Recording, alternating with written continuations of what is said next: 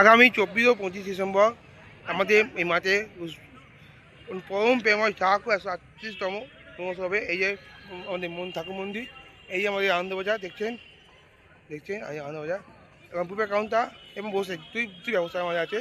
এই আমাদের মাংস প্রাঙ্গণ দেখুন, প্রাঙ্গণ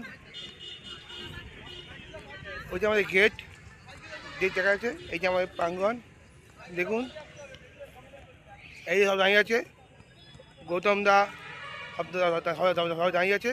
এই যে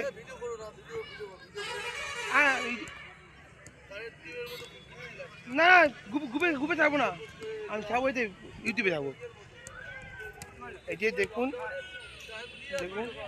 এই যে দেখছেন এখনও তৈরি হয়নি, তৈরি হচ্ছে। দেখুন তৈরি হচ্ছে। এই যে গৌতম দা যাচ্ছে।